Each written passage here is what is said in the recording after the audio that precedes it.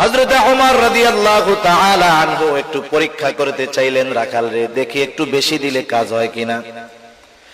রাখাল রে এবার ওমর রাদিয়াল্লাহু তাআলা আনহু বলতেছে, ও রাখাল, আমি তোমার কাছে একটা প্রস্তাব দেই, তুমি একটা কাজ করো, একটা দুধওয়ালা ছাগি আমাদেরকে দিয়ে দাও, বিনিময়ে আমরা তোমাকে তার মূল্য দিয়ে দিব।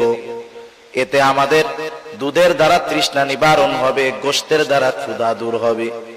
তোমার মালিক যদি তোমাকে জিজ্ঞাসা করে যে ছাগল কোথায়, তুমি বলবা একটা নেকড়ে অথবা বাঘে আক্রমণ করে ধরে নিয়ে গেছে। এটা স্বাভাবিক, মাঝে মধ্যেই ঘটে। রাখাল বললে মালিক বিশ্বাস করবে। হযরত ওমর রাদিয়াল্লাহু তাআলা আনহু যখন রাখালরে বললেন, রাখাল, তোমাকে আমি কিছু টাকা দিচ্ছি, সম্পদ দিচ্ছি, তুমি ছাগল একটা দিয়ে দাও, তোমার মালিক যদি জিজ্ঞাসা করে তুমি বলবা নেকড়ের পাল আক্রমণ করে একটা ছাগল নিয়ে গেছে, তোমার মালিক সেইটা বিশ্বাস করবে। রাখাল সাথে সাথে হতবাক হয়ে গেল। রাখাল বলতেছে, ইয়া হাদা ফাইনাল্লাহ, ইয়া হাদা ফাইনাল্লাহ। রাখাল বলতেছে, হে আগন্তুক, তুমি কি বলো? আল্লাহ কোথায়? আল্লাহ কোথায়? আল্লাহ কোথায়? তুমি কেমন কথা বলতেছো? তার মানে রাখাল বলতেছে, এ আগন্তুক মুসাফির, তুমি আমাকে কি কথা বলতেছো? হয়তো আমার মালিক আমার কথা বিশ্বাস করবে, মালিককে হয়তো আমি ফাঁকি দিতে পারবো, কিন্তু আমার আল্লাহকে তো ফাঁকি দেওয়া সম্ভব নয়। ইয়া আইয়ুহাল্লাযীনা আমানুত্তাকুল্লাহ হাক্কা তুকাতিহি ওয়া লা তামুতুন্না ইল্লা ওয়া আনতুম মুসলিমুন।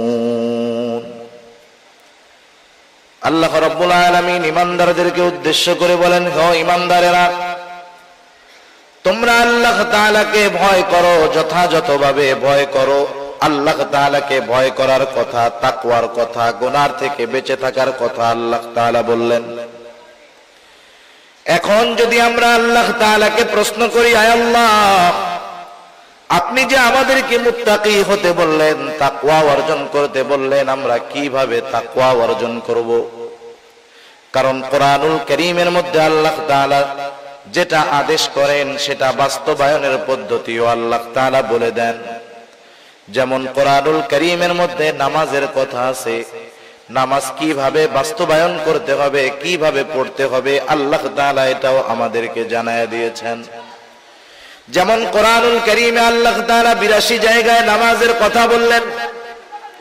এখন যদি আমরা প্রশ্ন করি নামাজ আমরা কিভাবে পড়ব, আল্লাহ তাআলা আমাদেরকে ইঙ্গিত দিয়ে দিয়েছেন, সূত্র দিয়ে দিয়েছেন।